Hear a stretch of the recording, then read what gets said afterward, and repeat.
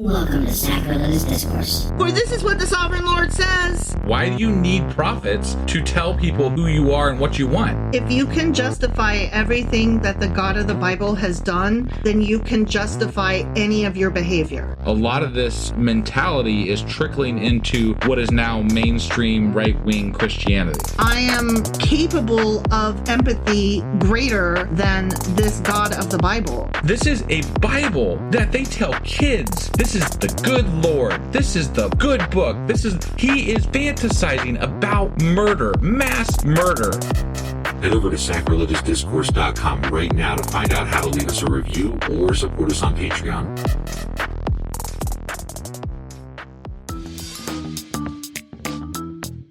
Hey there, sinners and saints. It's your favorite Bible-bashing duo from Sacrilegious Discourse, and we need your help. That's right, folks. We're raising funds for some heavenly equipment and a studio that doesn't sound like it's in the depths of hell. Our current setup, let's just say it's more apocalypse than audiophile. So if you want to hear us dissect the Bible without the background noise of demonic squirrels, chip in a few bucks. We're aiming for $5,000 to upgrade our audio and build a studio worthy of blasphemous banter. Donate today and help us spread the good word of atheism. You can find a link right on our homepage, sacrilegiousdiscourse.com. Every dollar counts. Even if it's from your collection plate.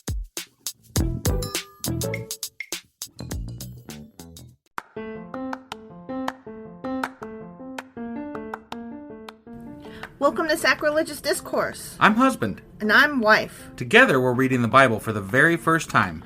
We grew up without religion and wanted to know what all the fuss was about. Well, what have we learned so far? That God is a dick, and apparently some people believe in talking donkeys? We're not trying to pass ourselves off as experts. Nope, we're just reading the Bible for the first time and giving our first take reaction. If you'd like to join us in this venture, you might consider starting at episode 1. Otherwise, jump in wherever you like. All right, let's go read the Bible. Yeah, let's get to it. Husband! Wife!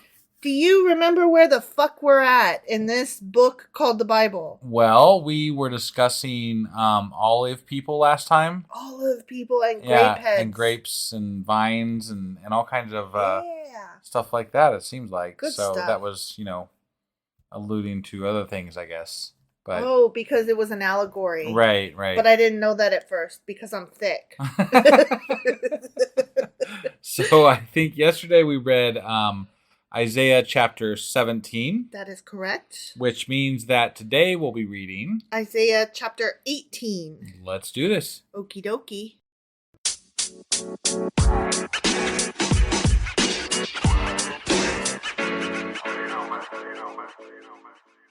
All right, Isaiah chapter 18. Okay. And in this chapter, ladies and gentlemen, and everybody in between and more, and on all the other ones too, we are moving into the African continent for this episode. Okay. Okay? Because we're going to talk about Ethiopia now. Okay? All I was right. being a flight attendant. And Yeah. I was directing your attention out the window. Got it. And I was telling you to raise your voice because when you talk like that, the sound thing can't hear you. Oh, I'm so sorry. I'm so sorry, everybody. I don't know things. Okay, so anyway, we're flying to Ethiopia now. Okay, we're flying. Is this first class? I Coach? mean, if I'm flying anywhere, it's Wright going to Brothers be... biplane? Sure. Okay. Sure. No, not a biplane. What? No. I want to go first class. I've never been first class. Okay, anyway, whoa, to the land of whirring wings. Whirring wings? Whirring wings. Whirring. Okay, that's like they whir. Whir. I got like it. Okay. Whirring. Land of whirring wings. Wow. Along the rivers of Kush. Okay. Whirring wings. Remember the other day you were asking me, what is alliteration? That is alliteration. Got it. Whirring wings. Yeah. Which sends envoys by sea in papyrus boats over the water. That's kind of poetic. Woe to the land of whirring wings along the rivers of Kush, which sends envoys by sea in papyrus boats over the water. Yeah.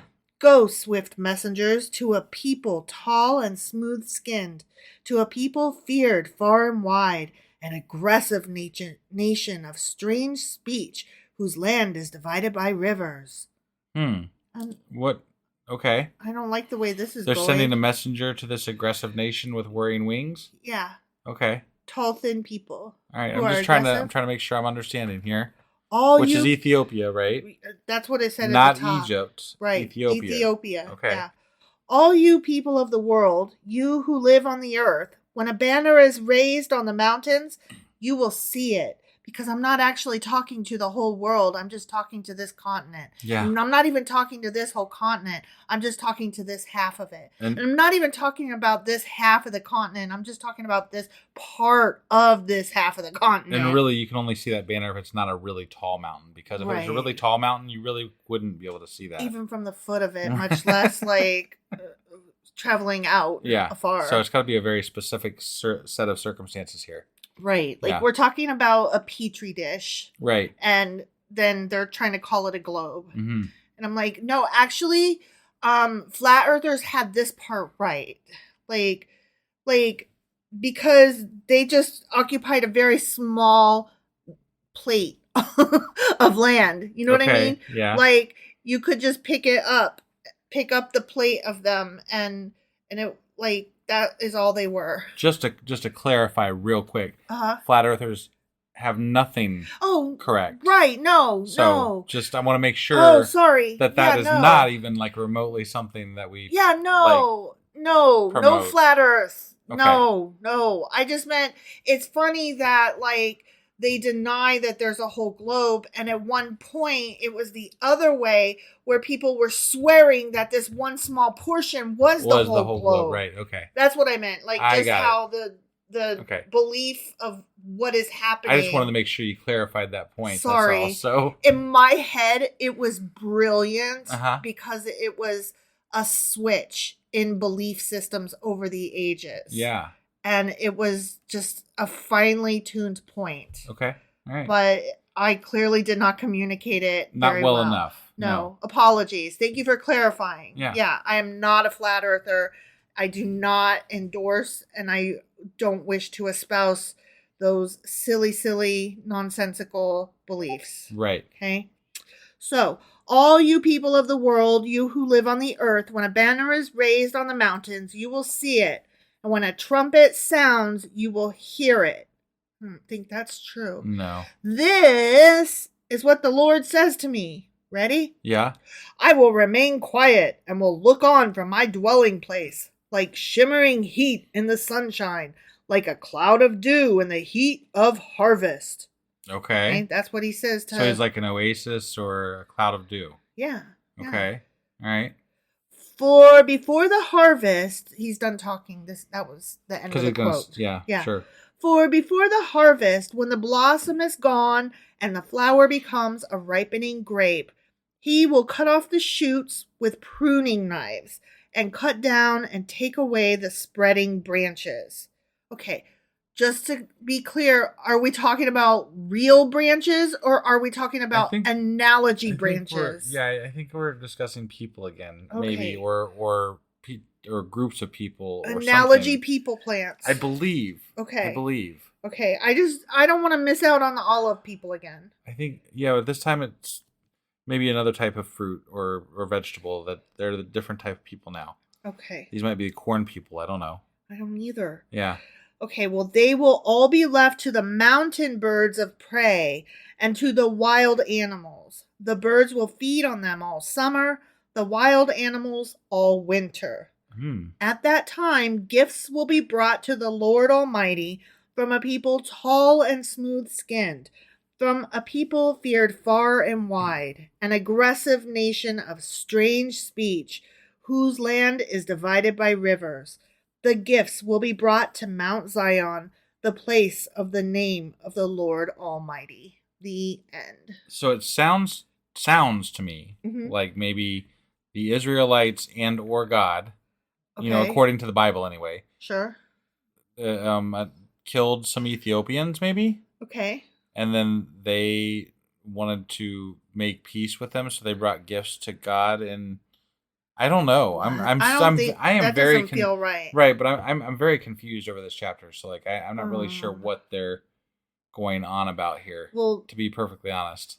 Okay, so the people are bringing the gifts to Mount Zion. So it's not the Israelites bringing gifts to the Ethiopians. That's what I was not saying that at all. Okay, well, yeah, no. You had pronoun abuse because you said they and they and Sorry, they. no, the Ethiopians were bringing gifts to the God, Israelites. which would be in Israel. Yes. Okay.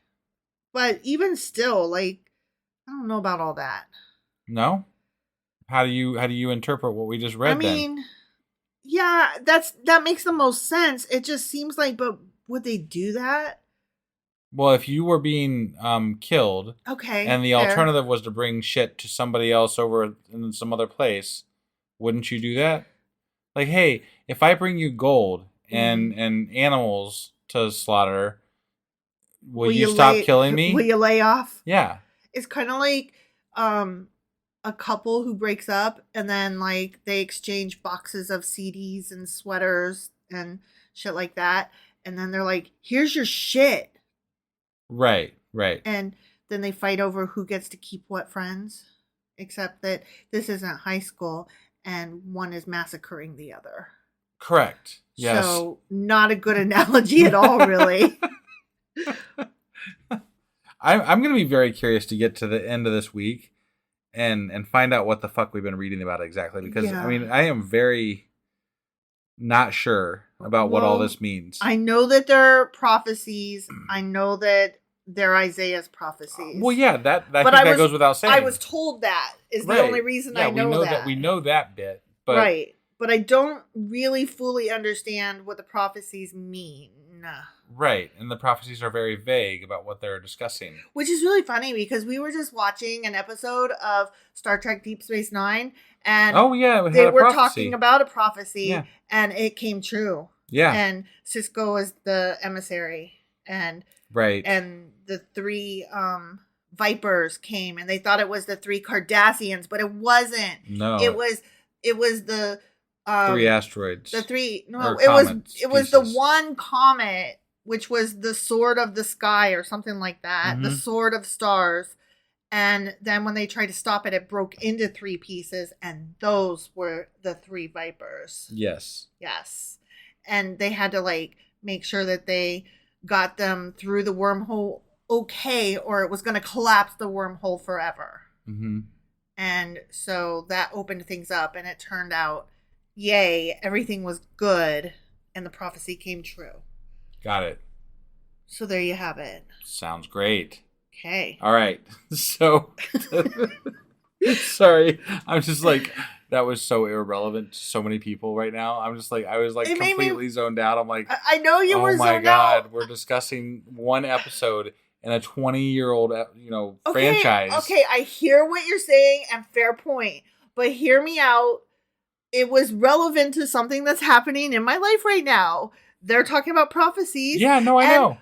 Guess what? I was watching a show today that was about a prophecy. But if somebody tries to keep up with you and all of your references to all the pop culture shit that you mentioned, it's not even pop culture. It's like ancient pop culture. I'm ancient. Why wouldn't my pop culture references also be ancient? No, I'm not. I'm just saying they have to do some deep Googling is all I'm getting at. Okay. Like you're forcing people to go down these rabbit holes with again with 80s and 90s, Again, I hear what you're saying, but I feel like the majority of our listeners are Gen X. But I bet or older. Most of them still don't know the exact episode we're talking about. No, they don't. But I mean, not as a whole. But like, there's always one or two people. So you're playing to the one or two person crowd. Yes. And not to the everybody crowd. Okay, as somebody in Discord pointed out several weeks ago, thank you for this, Bretty. Wife speaks to an audience of one. No shit. Yes. I am my own audience. I entertain myself. I enjoy talking about things and making connections and trying to understand. And if I can't understand, I enjoy making fun. Okay. Or being confused and admitting I'm really fucking confused. I don't get this shit. Right. And I'd much rather talk about Star Trek than the Bible any goddamn day. And I'm betting that a lot of atheists feel the same way. So on that note. Yes. So that was Isaiah chapter 18. Sure as fuck was. Which means that tomorrow we will be back with Isaiah chapter 19. We'll see you guys then. Okie dokie.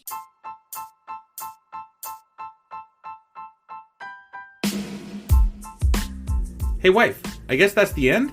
But husband, that's just sad. It doesn't have to be. We are on lots of social media platforms like Twitter. Our handle there is sacrilegious_D. For D's nuts. Oh my God. Stop doing that. Anyway, we're also on Facebook, Instagram, and Pinterest. There's a link to all of our social media sites at our website. Ooh, we have a website? Yeah, it's sacrilegiousdiscourse.com, where you can also find a link to our merch shop. We have a merch shop? Yep, we have podcast-themed clothing, mugs, notebooks, and more, as well as an atheist and science-themed products. Wow, our fans should really go check that out right now. Definitely. They can get in touch with us by sending an email to sacrilegiousdiscourse@gmail.com. But before they do that, we could really use some help. Oh yeah? With what? Well, it's not free running the podcast, and we need some financial support in order to get better equipment, which will free up time so we can concentrate on our podcast and our fans. Okay, so what should they do? Head over to patreon.com/sacrilegiousdiscourse and sign up as a contributor on our podcast. Supporters there receive additional bi-weekly episodes that we record just for our Patreon members for as little as $2 a month. Also, we'd really appreciate it if you would like and subscribe on whatever platform you're using. And Apple Podcast reviews help us out tremendously. Like and subscribe. Leave an Apple review. Join us on Twitter. Support us on Patreon. That's a lot of instructions. Don't forget to say thanks. Thanks. Okay, bye.